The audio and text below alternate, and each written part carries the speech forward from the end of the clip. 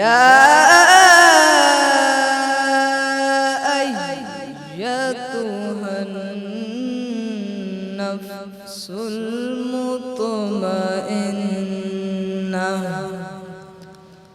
ارجعي إلى ربك راضية مرضية بسم الله الرحمن الرحيم يا أيتها النفس المطمئنة يا أيتها النفس المطمئنة ارجعي إلى ربك راضية مرضية فادخلي في عبادي وادخلي جنتي آمنت بالله صدق الله العظيم. मौला अली अलैहिस्सलाम जो हिकु कौल आहे त तव्हांजी जेका अकुल आहे उहा एतिरी वसी न आहे थी जो परवरदिगार जे राज़ुनि जे बारे में अव्हांखे ख़बर पवे या परवरदिगार जे बारे में या तव्हांजी अकुल जेका आहे चवंदा आहिनि न जेका अकुल केतिरो बि अकुल हुजे पर परवरदिगार जा जेके राज़ आहिनि उहे ॼाणे नथा सघो. जेकॾहिं आउं अॼु जी ॻाल्हि करियां त अॼु जे ॾींहं ते मौला अली अलैहिस्सलाम खे जेका आहे उहा ज़रब लॻी हुई या चई सघूं था त ज़रबत जो ॾींहुं आहे अॼु. ऐं मतिलबु केतिरा ई न किस्सा आहिनि हुन हिकु माण्हू जा. ऐं हिकु किस्सो तव्हांखे आउं ॿुधाईंदी हलां बयानु कंदी हलां त मौला अली अलैहिस्सलाम जॾहिं नमाज़ जी तरफ़ विया पे नमाज़ पढ़णु जॾहिं विया पे त उन टाइम ते बदक जेका आहे उहा मौला अली अलैहिस्सलाम जो दामन झले वरितो. उन्हनि जी जेका आहे झले करे रोइणु शुरू थी वई, उनखे रोकणु शुरू थी वई त मौला अली सलाम उन्हनि खे प्यारु कयो, उनखे छॾायो ऐं उनखां पोइ उनखे इहा ई ॻाल्हि चई ऐं पंहिंजी धीअनि खे जेका आहिनि उहा बदक जी पारत ॾेई विया त बदक जो जेको आहे मूंखां पोइ ख़्यालु रखिजो. अस्सलाम वालेकुम. आउं तव्हांजो पंहिंजो इरशाद जागीरानी पिर सईद असां तव्हांजी ख़िदमत में हाज़ुर थी विया आहियूं. प्रोग्राम तव्हांजो पंहिंजो आहे सलाम रमज़ान. पर ॾाढी काराइती ॻाल्हि कई आहे त अॼोको ॾींहुं ज़रब जो ॾींहुं आहे ऐं मौला अली खे अॼोके ॾींहं ते कूफ़े जी हिकिड़ी मस्जिद में ज़हर आलूदा तलवार सां उन्हनि ते हमिलो कयो वियो जंहिंमें मौला अली तमामु घणा ज़ख़्मी थी पिया ऐं ॿिनि ॾींहंनि जा जेकी ज़ख़्म हुया ॿ ॾींहं उहे लॻातार ज़ख़्मी रहिया ऐं ज़ख़्मनि जा उन्हनि सूर न सठा. हीउ जेको ॾींहुं आहे अॼु खां वठी करे हिकिड़ो अजीब क़िस्म जो माहौल पैदा थी वेंदो आहे ऐं उहो माहौल जेको मौला सां कनेक्शन जो थी वेंदो आहे. मौला जी जेको आहे तारीफ़ जो, मौला जे शान जो, मौला जी ॻाल्हियुनि जो, मौला जे अक़वालनि जो ॾींहुं थी वेंदो आहे. अॼु खां वठी करे सिर्फ़ु मौला ई मौला हूंदो आहे. सो अॼोके ॾींहं खां वठी करे 21 रमज़ान ताईं सभई जेकी बि मौला सां प्यारु कनि था, नालो अलीअ जो आथत आहे, ॾींदो हौसलो हिमत आहे, असीं अलीअ जा नौकर इहो ॻाईंदासीं गली गली अली अली अली अली, असीं नारो हणंदासीं अली अली. ऐं जेको अलीअ जो आहे दीवानो उहो कंदो न कोई बहानो, कुॾंदो ईंदो कंडनि ते वेंदो टांडनि ते बि हली अली अली अली अली अली अली अली, हर पासे हर ॾिसा अली अली आहे. सो अॼु जेको ॾींहुं आहे उहो इंतिहाई ॾुख वारो ॾींहुं बि आहे ऐं इंतिहाई परेशान कंदड़ ॾींहुं बि आहे. ऐं इरशाद अॼु जे ॾींहं ते जेके कूफ़े जा माण्हू हुआ उहे यतीम थी विया. बिल्कुलु बिल्कुलु. ऐं पाण करीमनि जी जेका मौला अली सां जेका मोहबत हुई उहा बि तव्हांखे ख़बर आहे त पाण अमानतूं जॾहिं वापसि करणियूं हुयूं त मौला अलीअ खे पंहिंजे बिस्तर ते सुम्हारे छॾियाऊं ऐं मौला अली तॾहिं फरमायो हुयो त अॼु मूंखे हूअं त ख़बर न आहे पर अॼु मूंखे यकीन आहे त सुबुह जो जीअरो उथंदुसि छो त हुज़ूर अकरम सल्लल्लाहु अलैहि वसल्लम मूंखे हिकिड़ो कमु ॾिनो आहे, कमु सौंपियो आहे त सुबुह जो इहे अमानतूं वापसि कजनि. पाण 3 ख़लीफ़ा हुया ऐं गॾो गॾु वरी इहो ॿुधायूं त ख़िलाफ़त जो दौर में ई पाण शहादत माणियूं. सो हिकिड़ी वॾी शहादत आहे ऐं इन शहादत ते जेकी बि असांजा मोमिन आहिनि, मोमिन हज़रात आहिनि, उहे सभु अफ़सरदा आहिनि, ॾुखाइता आहिनि ऐं अॼु खां वठी जेका ईअं मनक़बत ऐं जेको सिलसिलो आहे मौला अलीअ जी शान जो उहो बि हर ॾिसा हर पासे मजलिसूं आहिनि ऐं मौला जो शान बयानु कयो पियो वञे. असां बि वारे वटे सां अॼोके प्रोग्राम में मौला जे शान ते ॻाल्हाईंदासीं. सो अॻिते प्रोग्राम जी तरतीब खे जीअं चवंदा आहिनि त ज़मानो बि हलणो आहे, कमु बि करिणो आहे ऐं गॾोगॾु इन सोग खे बि वठी हलणो आहे। अलाह पाक तव्हांखे ॿियो को बि कमु न ॾे, बसि इहे जेकी ॻाल्हियूं आहिनि इन्हनि कमनि खां सवाइ, ग़म हुसैन खां सवाइ। अॼोके प्रोग्राम खे तव्हांजी ख़िदमत में पेश करण जे लाइ असां तावन फरमायो आहे करशी जामे श्री ठाहिण वारनि। करशी जामे श्री ठाहिण वारनि जो चवणु आहे त असीं हिन में पाणीअ जो हिकिड़ो फुड़ो बि मिलाईंदा न आहियूं, ख़ालिस अर्क सां तयारु कंदा आहियूं ऐं खोड़ सारा टेस्टिंग ऐं चेकिंग जा मरला हूंदा आहिनि जिन खां गुज़ारे करे मार्केट में करशी जामे श्री खे आणींदा आहियूं। चेकिंग जा मरला आहिनि 265 ऐं जेका शुगर फ्री बॉटल आहे उनखे चेक एंड टेस्ट 276 भेरा कयो वेंदो आहे। आउं त हिन सोच में आहियां न 1 न 2 न 3 न 100 276 भेरा, इहो त वॾो हिकिड़ो टाइम लॻंदो हूंदो, प्रोसेस हूंदा, पर पोइ बि एॾो टाइम लॻाए करे हिकिड़ी सुठी शइ मार्केट में आंदी थी वञे ऐं एतबार जोगी शइ आहे ऐं सभु पीअंदा आहिनि करशी जामे श्री, छो त असीं बि शौक़ सां पीअंदा आहियूं। करशी जामे श्री वारनि जो बि इहो चवणु आहे त करशी जामे श्री सभु पीते हैं। बहार जी मुंद आहे, न गर्मी आहे न घणो सीउ आहे, रमज़ान मुबारक जी ख़ूबसूरत आमद, ख़ूबसूरत महीनो, इन महीने में सहर हुजे आफ्तार, करशी जामे श्री पीअंदा कयो ऐं भरपूर ज़िंदगी जीअंदा कयो। इन खां सवाइ वरी तव्हांखे करशीअ जा ॿिया कहिड़ा आइटम मार्केट में मौजूदु आहिनि तव्हांखे प्रिया ॿुधाईंदी। जी बिल्कुलु, ऐं तव्हांखे इहो बि ॿुधाईंदी हलां त करशी जामे श्री जेको आहे न 2 फ्लेवर्स में अचे थो। इलायची फ्लेवर बि मौजूदु आहे असां वटि ऐं ॿियो जेको गुलाबी संदल वारो आहे जंहिंखे असां ॻाढ़ो शरबत बि चऊं था। ऐं जीअं तव्हां ॿिए आइटम जी ॻाल्हि कई त उहा बि ॿुधाईंदी हलां त करशी जो जौहर जो शानदार थी चुको आहे मार्केट में, बल्कि पहिरीं अची चुको आहे, पर उहो पीअणु जेको आहे उहो असां न बल्कि असांजी पुश्तनि, असांजे जेके पर ॾाॾा सभिनी पीअणु शुरू कयो ऐं अञा ताईं पीअंदा अचनि, असां बि पीऊं पिया। ऐं तव्हांखे इहो बि ॿुधाईंदा हलूं त तव्हांजी जेकॾहिं इबादतूं खे कंटिन्यू करिणो आहे, तव्हांखे पंहिंजी इबादतुनि में रुकावट न आहे अचणी का, ऐं तव्हां चाहियो था तव्हां मुसलसिल रोज़ा रखी सघो, तव्हां इबादतूं करे सघो, त पोइ बुख़ार हुजे, ज़ुकाम हुजे, नज़लो हुजे, खंघि हुजे, जौहर जो शानदार जो इस्तेमालु तव्हां ज़रूरु करियो ताकी तव्हांजी जेके इबादतूं आहिनि उहो मुसलसिल तव्हां करे सघो। ऐं इन में इहो बि ॿुधाईंदी हलां त उन में 3 फ्लेवर्स आहिनि, चॉकलेट फ्लेवर आहे, हनी फ्लेवर आहे, उन खां अलावा शुगर फ्री बि आहे। डायबिटिक पेशेंट्स जेके आहिनि उहे बि आराम सां शरबत बि पी सघनि था, उन खां अलावा जौहर जो शानदार बि पी सघनि था। पोइ तव्हां जौहर जो शानदार खीर में पीओ या तव्हां चांहि में पीओ, पाणी में पीओ, जंहिंमें तव्हांखे वणे तव्हां उन में पी सघो था। वाह वाह वाह, जौहर जो शानदार वापरायो, पंहिंजी सिहत खे बहितर बणायो। इन खां सवाइ सिहत खे बहितर बणाइण जे लाइ इहो तव्हां स्लोगन ठाहियो आहे वरी सो छो त असीं सभई दीवाना आहियूं न, बिल्कुलु जेका शइ कम जी हूंदी आहे उन सां प्यारु कबो आहे, कम जी शइ आहे त ज़ाहिर तबियत ठीकु रहंदी आहे। इन सां गॾोगॾु तबियत में अञा वधीक बहितरी तॾहिं थींदी आहे जॾहिं असां खाधा खाईंदा आहियूं उहे खाधा असांजे मथां असरु न कनि, बुरा असरु न कनि। सो सुठा असर उहा असांजी सिहत ठाहींदा आहिनि। शफ़क़ कुकिंग ऑयल मार्केट में मौजूदु आहे, तमामु घणी ज़बरदस्त इन जी तारीफ़ थिए पई मार्केट में। जीअं ई नओं ब्रांड इहो अची वियो आहे त हर ॾिसां हर पासे हर ज़बान ते आहे त शफ़क़ कुकिंग ऑयल। शफ़क़ कुकिंग ऑयल वठी वठो, खाधा हुन में पचायो, ॾाढा लज़ीज़ ठहंदा आहिनि ऐं गॾोगॾु तव्हांजे दिलि ते तौर न थींदी आहे, ॿार मूंझ न थींदी आहे। कॾहिं कॾहिं के खाधा अहिड़ा खाईंदा आहियूं जेको चवंदा आहियूं त यार अलाए छा थी वियो आहे, आउं सफ़ा ईअं माना ईअं साहु वञे थो पियो, सो ॿरे थो पियो, साहु वञे थो पियो।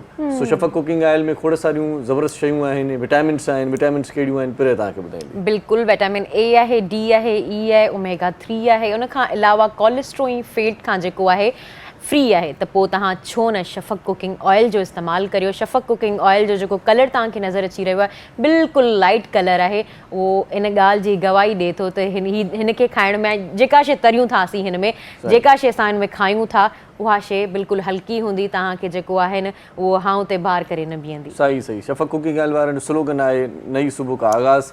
नई सुबुह जो आगाज़ सैर सां थिए थो अॼुकल्ह, सहरी सां थिए थो अॼुकल्ह, त पोइ खाधा पचायो शफ़क़ कुकिंग ऑयल में।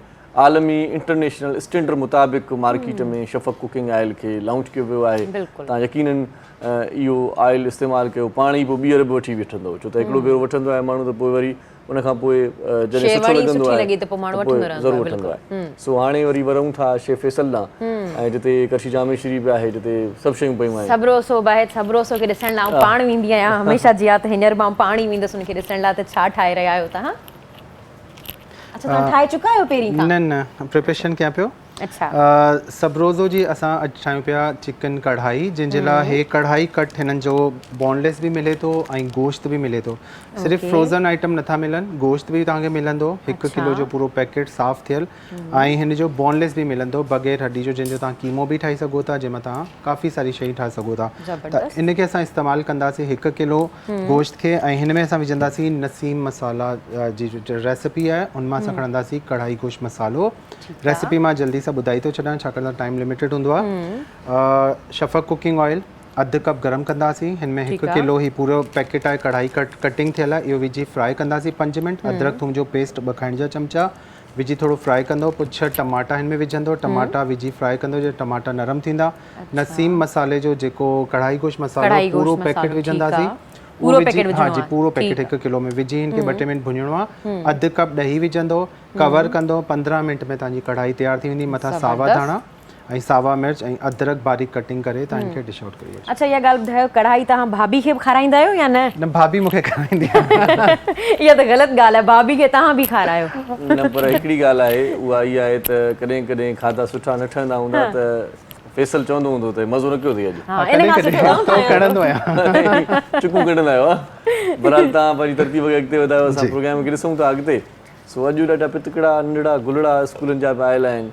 अॼु नओं माहौल आहे असांजे प्रोग्राम जी बिल्कुलु अव्हां सही पिया चओ अॼु बिल्कुलु नओं माहौल सभिनी खे नज़र अची रहियो आहे स्क्रीन ते उन माहौल जी जेका आहे उहा तव्हांखे ॿुधाईंदी हलां छो नओं माहौल आहे पहिरियां तव्हां उन्हनि जो जेको आहे उहो तारुफ़ कराईंदी हलां शाहिदा तौफ़ीक़ साहिबा प्रोग्राम में मौजूदु आहिनि अव्हांखे प्रोग्राम में भलीकार चऊं था पाण जेके आहिनि उहे हिकिड़ो स्कूल हलाए रहियूं आहिनि प्राइवेट माना पाण ई जेको आहे पंहिंजे बिहाफ ते ऑन ते स्कूल हलाए रहियूं आहिनि उनजूं प्रिंसिपल बि आहिनि ऐं उनमें ख़ासि ॻाल्हि कहिड़ी आहे अर्षा तव्हांखे ख़ासि ॻाल्हि ॿुधाईंदी हलां जी बिल्कुलु 240 जेके आहिनि उहे ऑर्फन पढ़नि था उते जी उते जेके आहिनि उहे पढ़ी रहिया आहिनि ऐं तालीम हासिल करे रहिया आहिनि ऐं पाण ॿुधाइनि थियूं त उहे सिर्फ़ु पढ़ी न आहिनि रहिया उन्हनि जे घर में जेको को मसइलो थींदो आहे पढ़ाई सां रिलेटेड या घर में ॿिया के इशूज़ जेके आहिनि उहे बि रिज़ॉल्व करणु पाण वेंदियूं आहिनि मतिलबु सोशल एक्टिविस्ट बि आहिनि तव्हांखे प्रोग्राम में ॿीहर भलीकार चऊं था तव्हांजे सभिनी ॿारनि बचड़नि खे भलीकार चऊं था ॾाढी ख़ुशी पई थिए तव्हां सभिनी खे जेको आहे उहो प्रोग्राम में ॾिसी करे ऐं जीअं अॼु जे ॾींहं जी असां ॻाल्हि कई अॼु जे ॾींहं जी जेका फ़ज़ीलत आहे उहो तव्हांखे बयानु कई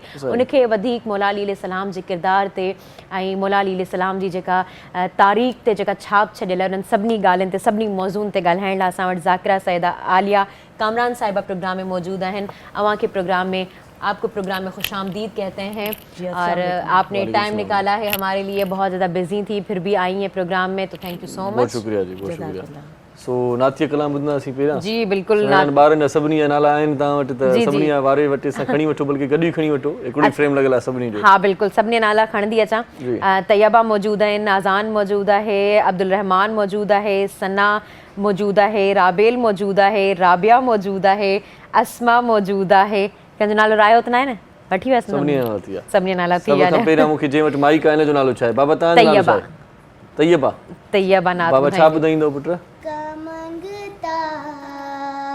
जो मंगता नहीं होने देते उनका मंगता हूँ जो मंगता नहीं होने देते ये हवाले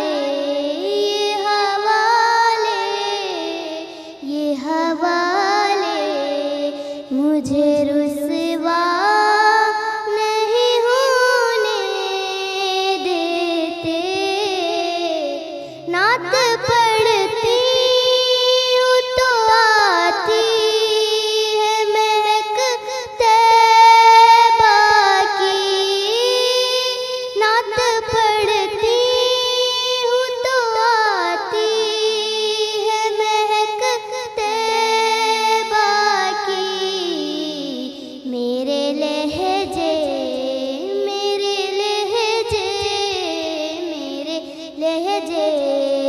को वो मैला नहीं होने देते उनका मंगता हूँ जो मंगता नहीं होने देते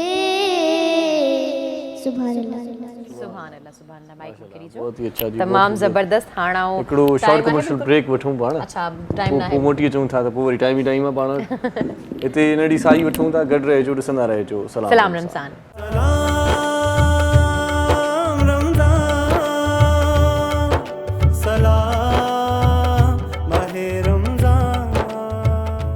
सलाम रमज़ान में हिकु भेरो वरी तव्हांखे वरी कार चऊं था ख़ुशि आमदीद ऐं शेफ़ फैसल ॾे दी त सभिनी जी आहे असांजी बि आहे ऐं तव्हांखे बि इंतज़ारु हूंदो त शयूं त ठही वियूं आहिनि खोड़ सारियूं प्रोसेस में बि आहिनि छा ठही वियो आहे, छा ठाहींदो भाऊ?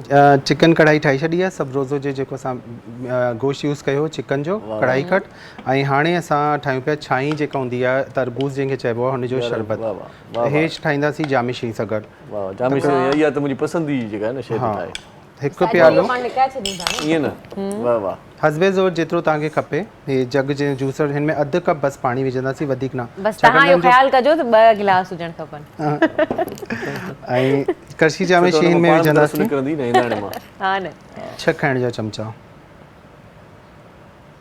वाह वाह 6 खाइण जा चमचा कड़छी जामे शीर विझी छॾियो ऐं हिनखे तुख बलंगो जेको हूंदो आहे न्याज़ भूजा बिज इहो बि विझी छॾंदासीं हिन जे अंदरि 4 खाइण जा चमचा ऐं हिनखे हलाए छॾिबो त हिन जो पंहिंजो ई जूस निकिरी ईंदो छाकाणि त वधीक पाणी मिलाइण जी ज़रूरत नाहे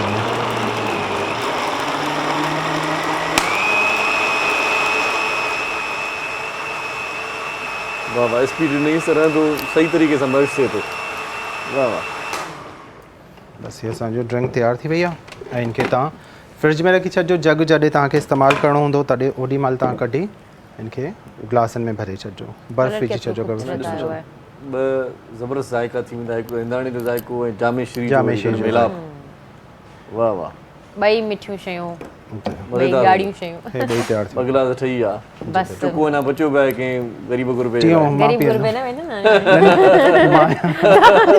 लाइ तो माया हू ग़रीब वाह वाह वॾी महिरबानी फैसल साईं तव्हां ॾाढे ख़ूबसूरत तरीक़े सां शयूं ठाहिणु सेखारींदा आहियो सम्झाईंदा आहियो लख थोरा तव्हांजा सो पाण प्रोग्राम जी तरतीब खे अॻिते वधायूं जी पोइ हाणे कंहिं तरफ़ था वधो तव्हां जी बिल्कुल इरशाद ज़ाकिरा साहिबा मौजूद हैं उन्हीं की तरफ हलूँ था अच्छा हमें ये बताइएगा कि आज के दिन की जो अहमियत है उस पर रोशनी डालें आज के दिन की क्या अहमियत है तारीख़ के हवाले से थोड़ा सा औज़ु बिल्लाहि मिनश शैतानिर रजीम बिस्मिल्लाहिर्रहमानिर्रहीम तमाम तर तारीफ़ और तमाम तर हम्दो सना लायक़ ज़ेबा है उस पाक परवरदिगार आलम के लिए जो कायनात के तमाम शहनशाहों का शहनशाह और कायनात के तमाम बादशाहों का बादशाह है और बाद हम्दो सना तमाम तर दुरूद व सलाम मोहम्मद वाले मोहम्मद पर जैसे कि ख्वार आपने सवाल किया कि आज के दिन की अहमियत क्या है आज 19 रमज़ान है और सबसे पहले तो मैं यही कहना चाहूँगी कि सबसे बढ़कर इस तारीख़ की अहमियत ये है कि ये शब क़द्र के बाद में आने वाला दिन है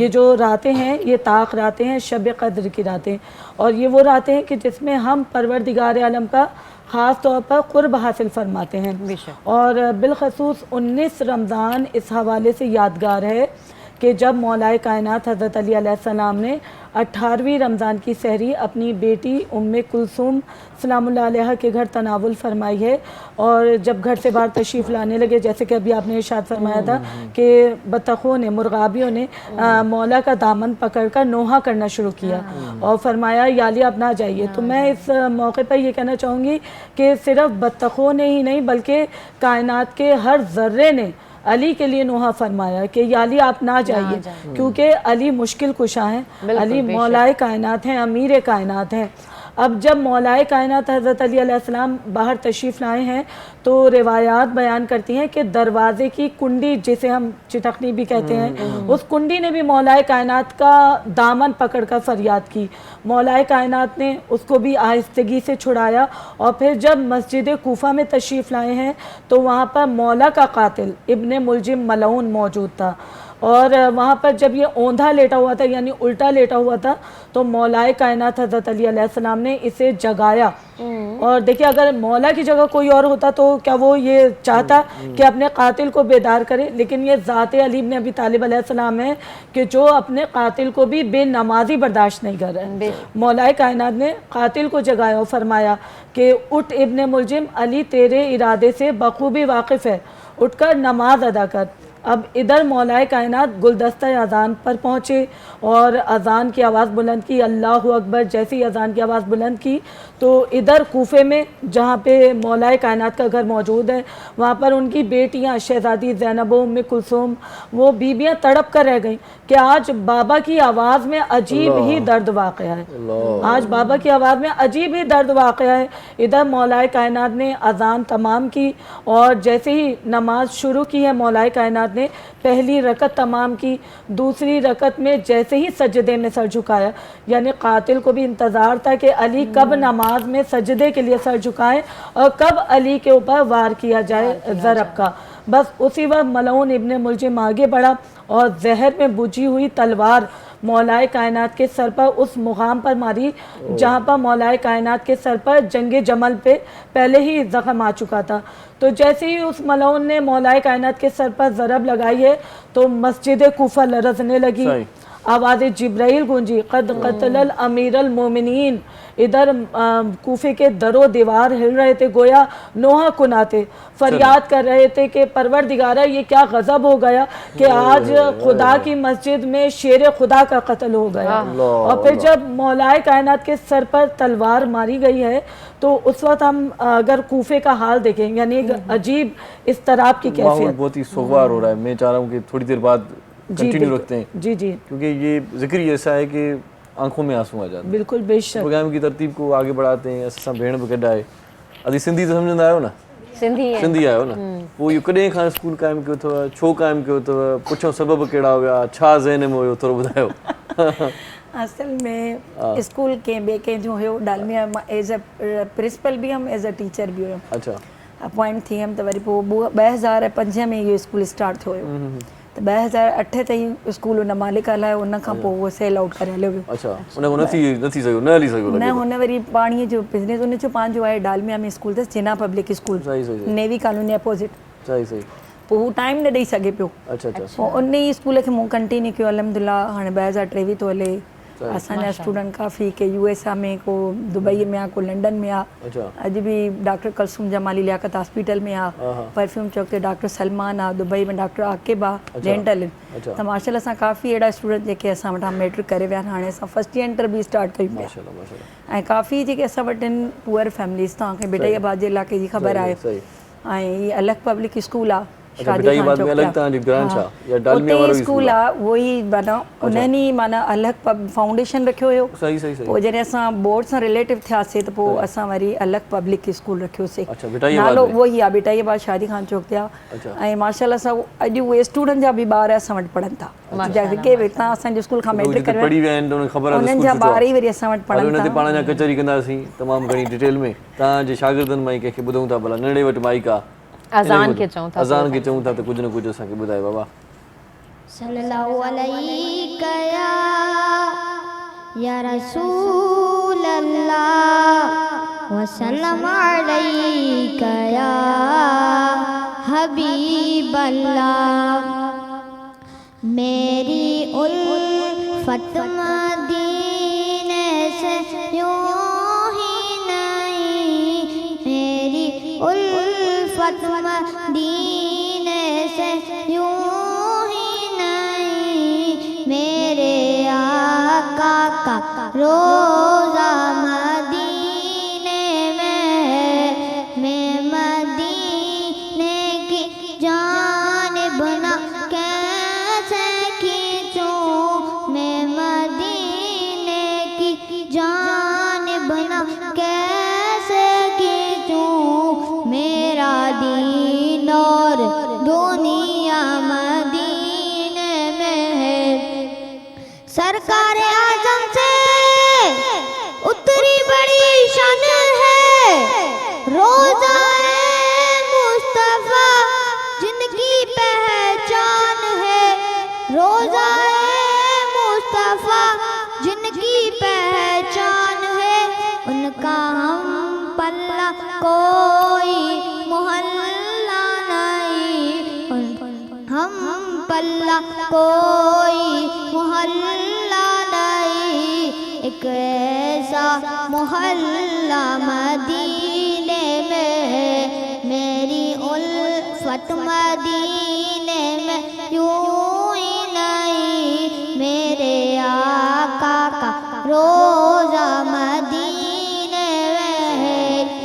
फिर मुझे मौत का कोई खतरा न हो, मौत क्या जिंदगी की भी परवाह न हो, मौत क्या जिंदगी की भी परवाह न हो, काश सरकार एक बार मुझसे कहें, काश सरकार एक बार मुझसे कहें, आज तेरा जीना मरना मदीने में है, मेरी उल्फत मदीने से यूं ही नहीं, मेरे आका का रोज़ा मदीने में सल्लल्लाहु अलैहि वसल्लम।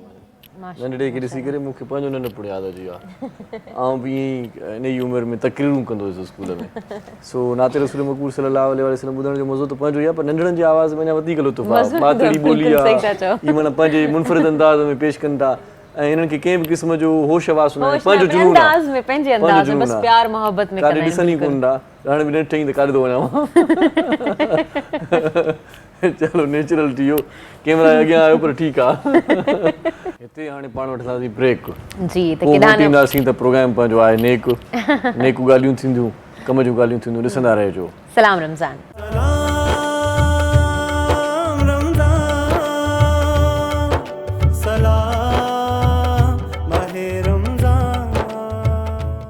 सलाम रमज़ान में हिकु भेरो वरी तव्हांखे भली कार चऊं था। नंढड़ा पितकड़ा मासूम ॿार नाते रसूल मक़बूल सल्लल्लाहु अलैहि वसल्लम ॿुधाए रहिया आहिनि ऐं इन्हनि जी जेका तरबियत आहे उहा असांखे हितां झलके थी नज़र थी अचे त ॾाढी सुहिणी तरबियत थियल आहे ऐं ॾाढो सुठो माना हिननि खे सेखारियल आहे।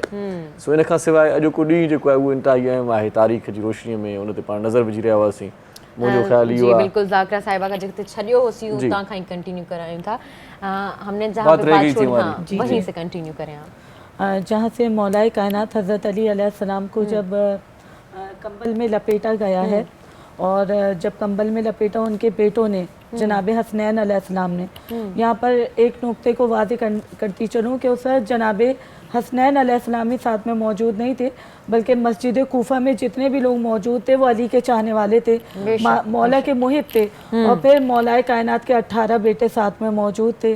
फिर जब जनाब अमीर कायनात को एक कंबल में लपेटा गया तो उस वक्त भी मौलाए कायनात ने नमाज के लिए क्या हुक्म दिया अपने बेटे इमाम हसन से कि बेटा हसन मुझे बाद में लेकर जाना, पहले नमाज तमाम करवाओ, पहले नमाज तमाम करवाओ। फिर उस वक्त मौला इमाम हसन ने नमाज तमाम करवाई। इतने में मौला के कातिल को रस्सियों से जकड़कर मौला के सामने पेश किया गया। जब मौला के सामने रस्सियों के सामने वो आया तो सामने अली जैसा इमाम तो थर थर काँपने लगा अली की हैबत से कि अब ना जाने अली क्या सज़ा दें या अली के बेटे क्या सज़ा दें। लेकिन यहाँ पे हम देखेंगे कि मौलाए कायनात वो हस्ती हैं कि जो करीम इब्ने करीम है। मौलाए कायनात ने उस वक्त क्या करम किया, मौलाए कायनात ने फरमाया कि ये जो शरबत का प्याला तुम मेरे लिए लाए हो ये मेरे कातिल को दे दो और ये शरबत का प्याला मेरे कातिल के हवाले कर दो। मौलाए कायनात ने फिर अपने कातिल के लिए क्या हुक्म दिया कि अगर इसकी एक ही ज़रबत में मेरी शहादत हो रही है तो मेरे बाद भी इसे एक ही ज़रब मारकर कत्ल करना, वरना इसे छोड़ देना।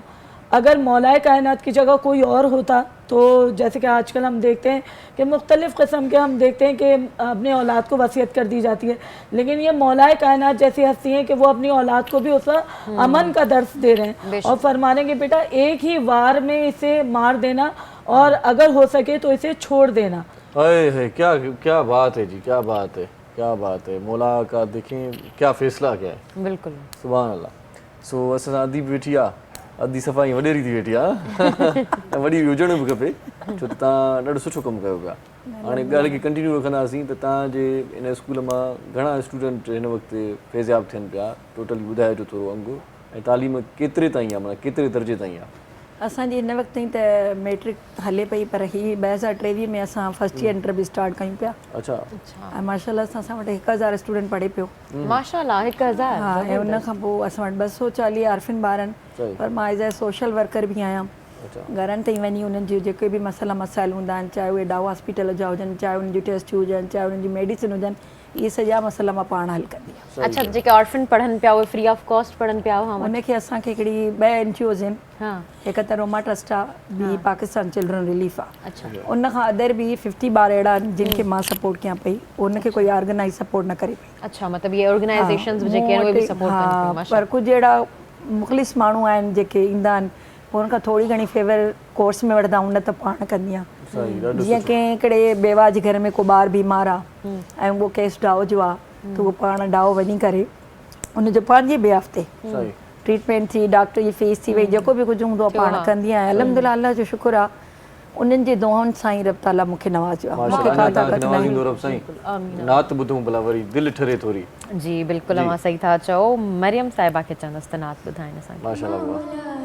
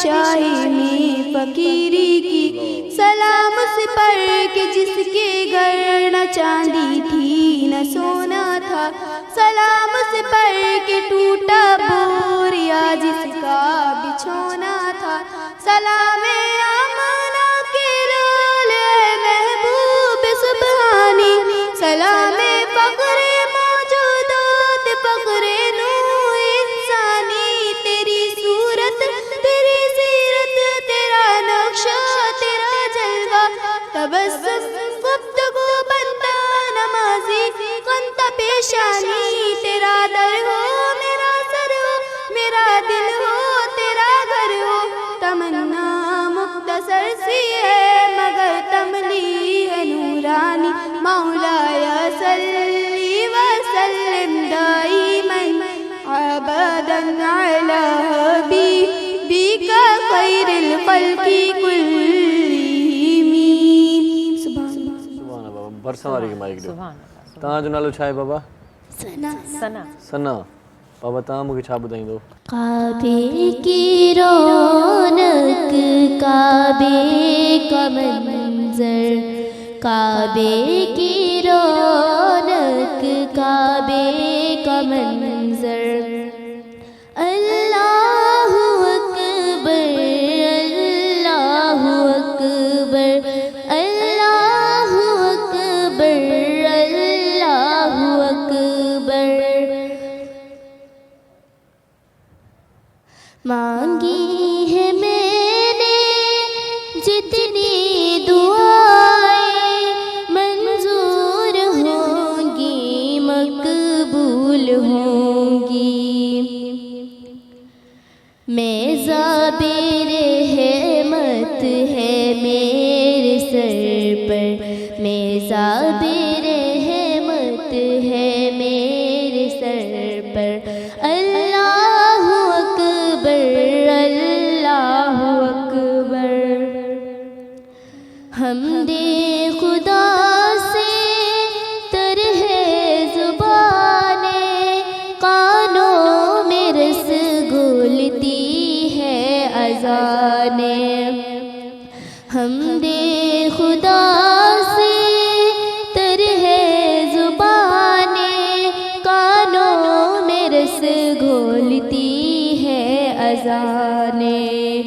बस एक सदा आ रही है बराबर, बस एक सदा आ रही है बराबर, अल्लाहु अकबर अल्लाहु अकबर। तेरे करम की क्या बात मौला, तेरे हरम की क्या बात मौला, ता उम्र कर दे आना मुकद्दर, ता उम्र कर दे आना मुकद्दर, अल्लाहु अकबर अल्लाहु अकबर। काबे की रौनक काबे का मंजर, अल्लाहु अकबर अल्लाहु अकबर। माशाल्लाह बाबा माशाल्लाह। जेको बि हाल आहे माना ॾाढो सुठो आहे। उहो पिरीअ जे साम्हूं आहे। अञा थोरी इन्हनि खे सिख्या मिलंदी, कंहिं सुठे इंस्टीट्यूट जेको नाती आहे इन्हनि खे सेखारे, पोइ अञा हिननि जो आवाज़ु अञा ईअं खणी चऊं न तराशबो, पोइ अञा हिननि में मज़ो ईंदो, सुर लहे तार जी ख़बर पवंदी। हिते वठूं था हिकिड़ो शॉर्ट कमर्शियल ब्रेक, गॾु रहिजो, ॾिसंदा रहिजो। सलाम रमज़ान।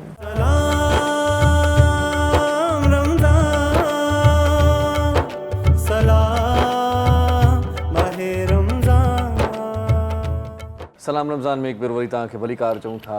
अॼु ॾाढी सुठी कचहरी थिए पई ऐं उहा बि कचहरी आम कचहरी न आहे, उहा ख़ासि कचहरी आहे, इल्म वारी कचहरी आहे, अकुल वारी कचहरी आहे। अहिड़ियूं कचहरियूं या अहिड़ियूं ॻाल्हियूं ॿुधंदा कयो तव्हांजे इल्म में इज़ाफ़ो थींदो आहे।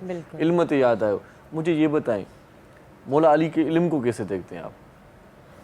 जैसे कि मौलाए कायनात हज़रत अली अलैहिस्सलाम का इल्म है, उसके लिए सबसे पहले तो मैं जनाब हबीब खुदा सल्लल्लाहु अलैहि वसल्लम की हदीस से इस्तिफ़ादा हासिल करना चाहूँगी कि हबीब खुदा ने मौलाए कायनात के इल्म का तारुफ़ इस तरह कराया कि अना मदीनतुल इल्म वालियुन बाबुहा, कि मैं शहर इल्म हूँ और अली उसका दरवाज़ा है। और ये ज़ात अली इब्न अबी तालिब अलैहिस्सलाम है कि अली ने बारहा मुख्तलिफ़ मुकामात पर ये साबित किया कि वाक़अन वो शहर इल्म का दरवाज़ा है। खुद मौलाए कायनात ने भी इरशाद फरमाया कि जब मेरी विलादत हुई है तो रसूल खुदा ने मुझे इल्म इस तरह पिलाया है जिस तरह कोई परिंदा अपने बच्चों को दाना देता है। बिल्कुल इसी तरह हबीब खुदा ने जब लुआब दहन मुझे दिया तो इल्म मेरे अंदर दे दिया, और फिर मैंने उस इल्म से 1000 बाब, यानी अगर हम इंग्लिश में देखें तो वो 1000 चैप्टर खुद मौलाए कायनात ने खोले इल्म के। तो ये ज़ात अली इब्न अबी तालिब अलैहिस्सलाम है। और फिर जैसे कि मौलाए कायनात ने मस्जिद कूफा पे मिंबर पर बार बार ऐलान किया कि जो कुछ पूछना चाहते हो मुझसे पूछ लो इससे पहले कि तुम लोग मुझे खो बैठो। सही बात। तो उस पे मौलाए कायनात से लोगों ने तरह तरह के सवालात किए। एक ने पूछा या अली ये बताइए मेरे सर में बाल कितने हैं, एक ने पूछा या अली ये बताइए सर आसमान पे तारों की तादाद कितनी है। तो मौलाए कायनात ने फरमाया कि दुख इस बात का है कि अब तक अली से किसी ने इतना पूछा नहीं जितना अली के पास इल्म है, और जितनी दौलत अली के पास है इतनी दौलत आज तक किसी ने मांगी नहीं। तो मौलाए कायनात के पास फिर एक शख्स ने आकर मजाक के अंदाज में पूछा था कि या अली ये बताइए कि मैं आज खाऊंगा क्या। तो मौलाए कायनात ने एक नज़र उसकी तरफ देखा। अब अली की निगाह तो ऐनुल्लाह की निगाह है, अल्लाह ने अपनी आँख भी मौलाए कायनात को बनाया। तो मौलाए कायनात ने फरमाया आज तू दूध चावल खाएगा। अब वो शख्स दूध चावल से चिढ़ता था, तो कहने लगा कि मैं आज दूध चावल ही नहीं खाऊंगा, मैं मादल्ला आपके कौल को गलत साबित करके रहूँगा। घर आया, घर आकर बीवी से कहने लगा कि घर में खाने के लिए जो कुछ भी है मेरे सामने ले आओ। तो उसकी ज़ौजा आगे आई और दूध चावल उसके सामने रख दिए। तो वो कहने लगा कि मैं आज दूध चावल नहीं खाऊंगा, जाओ पड़ोस में जाओ और पड़ोस में अगर कोई अच्छा खाना बनाए तो मेरे लिए ले आओ।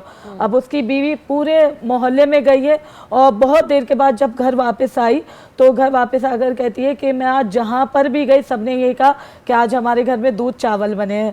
तो गुस्से में एक तो मर्द था और फिर ये कि जब शौहर हजरात भूखे हों तो भूखे शेर बन जाते हैं, वो भी इस तरह भूखा शेर बन चुका था। कहने लगा कि गुस्से की हालत में निकलते हुए कहने लगा आज मैं घर में खाना नहीं खाऊंगा और जो तुमने दूध चावल बनाए इन्हें एक तरफ फेंक दो।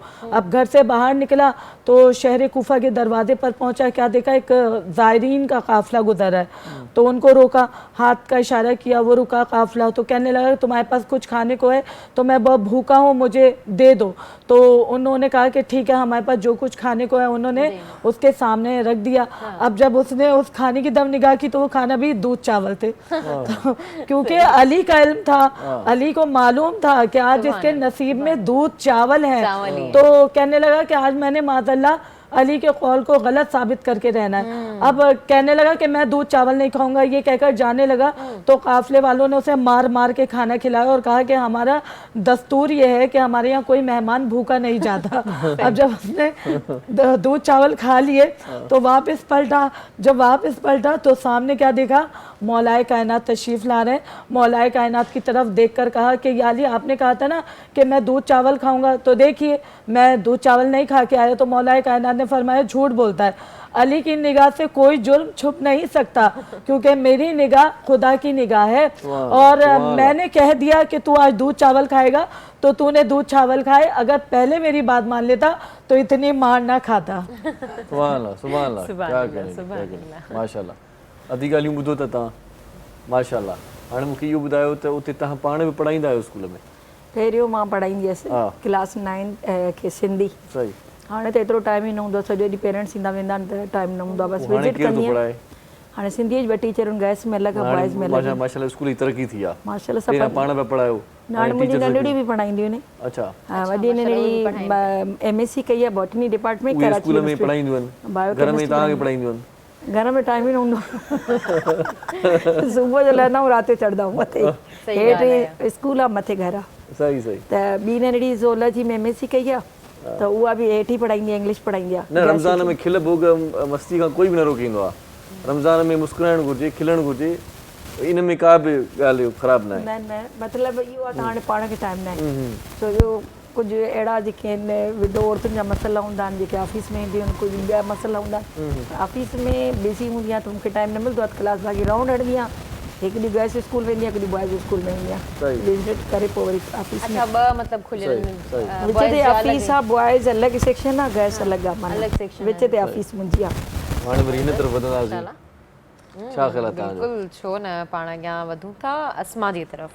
जी अस्मा बाबा। सल्लल्लाहु अलैका या रसूल अल्लाह व सल्लम अलैका या हबीब अल्लाह। अरबिया के तअज्जुरो मिलाद जी महफिल में, अरबिया के तअज्जुरो मिलाद जी महफिल में, कामों जित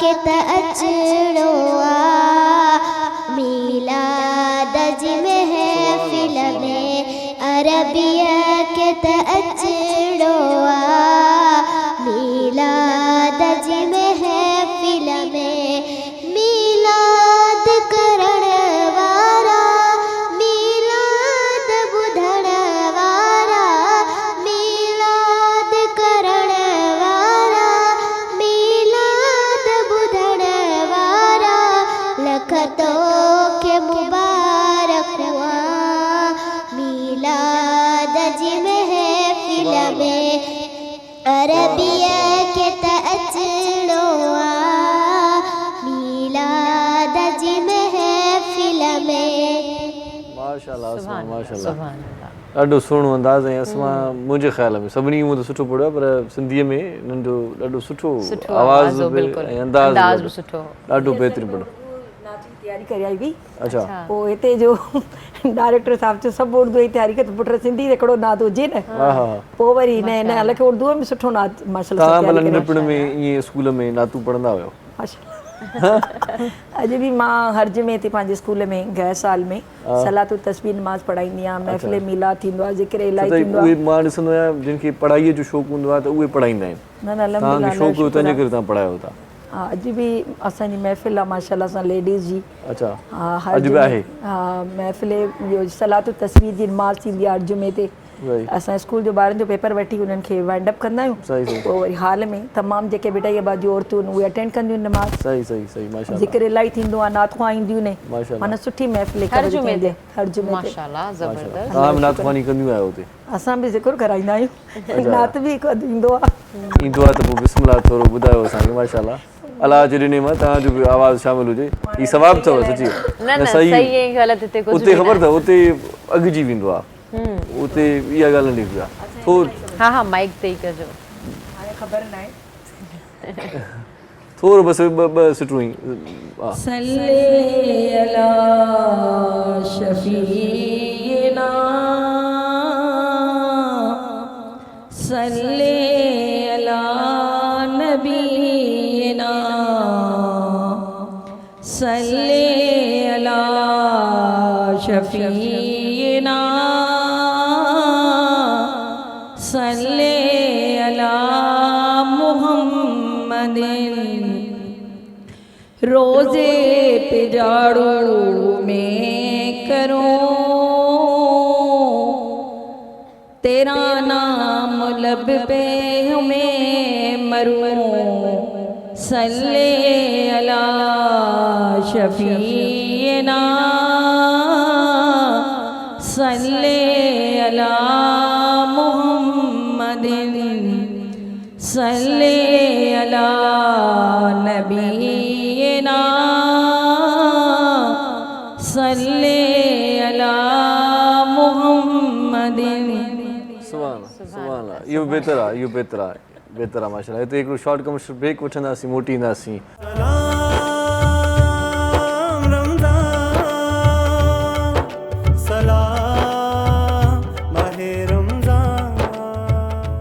सलाम रमज़ान में हिकु भेरो वरी तव्हांखे भलीकार चऊं था ॾाढी ज़बरदस्त अॼु कचहरी थी ऐं कुझु पिरायोसीं जो की कचहरीअ मां बि पर वक़्तु इजाज़त घटि ॾींदो आहे कॾहिं कॾहिं वक़्त खे कॾहिं कॾहिं पर लॻी वेंदा आहिनि ॾिसंदो आहियां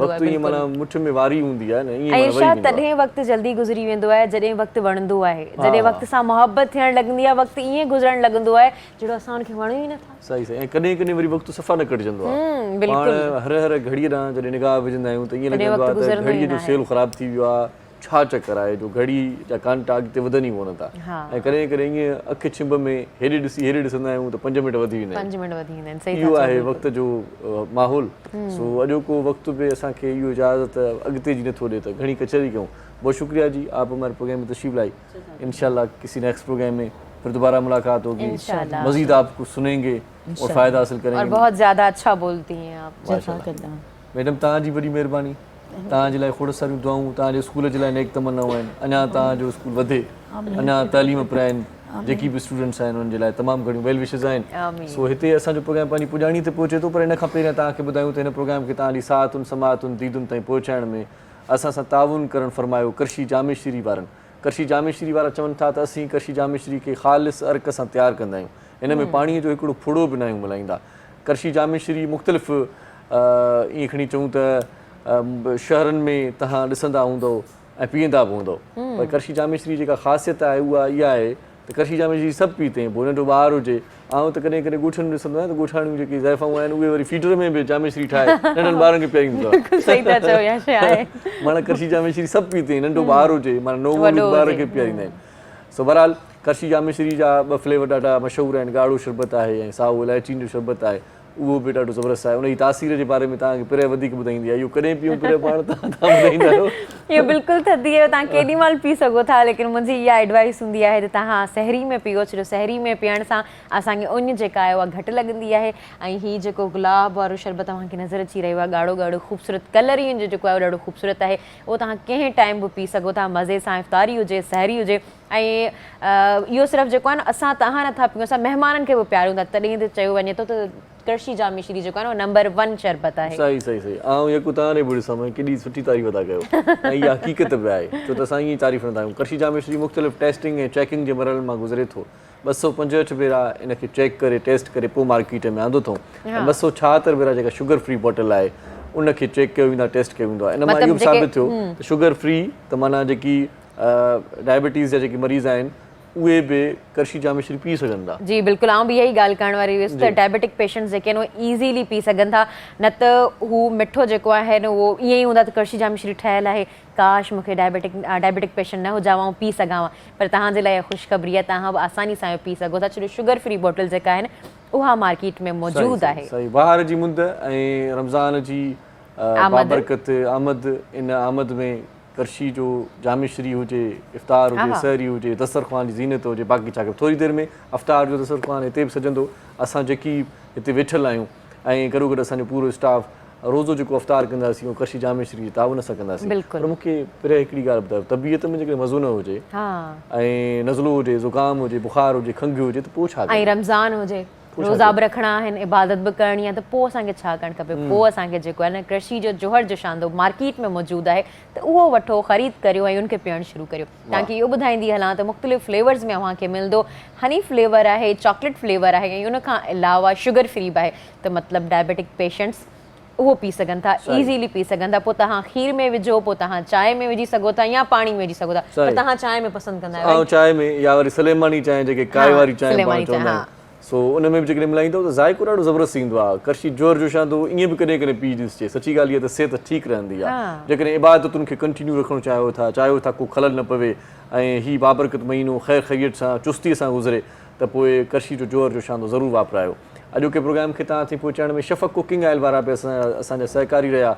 शफ़क़ कुकिंग ऑयल मार्केट में नओं ब्रांड आहे, पर वाह जो आहे, मां बि वठी आयुमि पंहिंजे घर जे लाइ, तव्हां बि वठी छॾियो, छो त आलमी इंटरनेशनल जेको स्टैंडर्ड जो जेको मयार आहे उन मुताबिक़ हिनखे तयारु कयो वियो आहे, मार्केट में आंदो वियो आहे। लाइट आहे, ॾिसण में तव्हांखे बॉटल नज़र ईंदी हूंदी, त हीउ दिलि ते हाव ते मूंझ नथो करे, बार नथो करे, खाधा हिन में जेकी बि पचनि था या तर्जनि था उहे खाइण सां मज़ो अचे थो ऐं सिहत बि सुठी रहे थी, कोलेस्ट्रोल ऐं फैट खां पाक आहे। हिन में विटामिन्स बि तमामु घणियूं आहिनि, तव्हांखे पहिरियों चङे नमूने ॿुधाईंदी। जी बिल्कुलु, उनमें ओमेगा 3 बि आहे, उनखे वाइटामिन्स जी ॻाल्हि करियां त ADE मौजूदु आहे, जेको असांजे जिस्म लाइ, असांजी बॉडी लाइ तमामु ज़रूरी आहे, एसेंशियल आहे। त पोइ छो न शफ़क़ कुकिंग ऑयल जो इस्तेमालु कयो वञे, पोइ सहरी हुजे, इफ़्तारी हुजे, तव्हां का बि डिश ठाहिणु चाहियो, तव्हां शफ़क़ कुकिंग ऑयल जी इस्तेमालु करे सघो था। सही, शफ़क़ कुकिंग ऑयल वारनि जो स्लोगन आहे आगाज़ नई सुबुह का, पोइ सहरी जो आगाज़ थिए थो अॼुकल्ह असांजे सुबुह जे वक़्त में, इहा ई असांजी शुरूआति आहे। त पोइ तव्हां शफ़क़ कुकिंग ऑयल नालो ज़हन में नोट फरमायो, यादि रखी छॾियो, मार्केट मां वठी वठो ऐं इन में ई अॼु खां पोइ खाधा पचाइजो। अॼोको प्रोग्राम पंहिंजी पुॼाणीअ ते पहुचे थो, इरशाद जागीराणी ऐं पिर सैयद मोकिलायूं था। अलाह पाक तव्हांखे हिफ़्ज़ो अमान में रखे। सुभाणे वरी मुलाक़ात इंशाअल्लाह थींदी। आख़िर में वेंदे वेंदे दावत कलाम ॾींदासीं पंहिंजे अब्दुर्रहमान खे, त नातो रसूल मक़बूल सल्लल्लाहु अलैहि वसल्लम ॿुधाइण जी सआदत माणे, असीं ऐं अवीं ॿुधण जी सआदत माणियूं था। अल्लाह वाही। अल्लाहुम्मा सल्लि अला सय्यदना व मौलाना मुहम्मद। अल्लाहुम्मा सल्लि अला सय्यदना व मौलाना मुहम्मद व अला आलिहि व सहबिहि व बारिक व सल्लिम। ہر وقت تصور میں مدینے کی گلی ہو، ہر وقت تصور میں مدینے کی گلی ہو، اور یاد محمد کی میرے دل میں بسی ہو، اے کاش میں بن جاؤں مدینے کا مسافر، اے کاش میں بن جاؤں مدینے کا مسافر، قدموں میں تیرے سر ہو میری روح چلی ہو، ہر وقت تصور میں مدینے کی گلی ہو، اے کاش مدینے میں مجھے موت یوں آئے، اے کاش مدینے میں مجھے موت یوں آئے، قدموں میں تیرے سر ہو میری روح چلی ہو، ہر وقت تصور میں مدینے کی گلی ہو۔ سبسکرائب करियो असांजो official YouTube channel Sindh TV HD Islamic ऐं वधीक अपडेट लाइ बेल आइकन ते क्लिक करियो।